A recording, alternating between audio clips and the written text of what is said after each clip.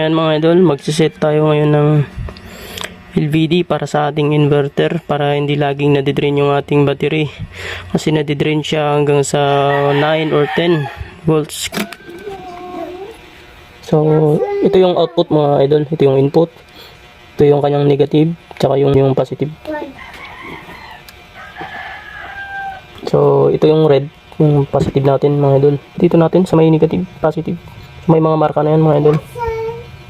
Tapos ititest natin mamaya.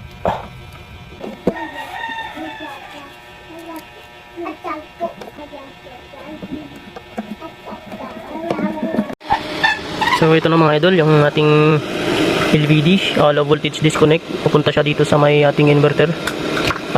So meron siyang 12.7 reconnect, at ito nga pala yung kanyang low voltage disconnect 12.1.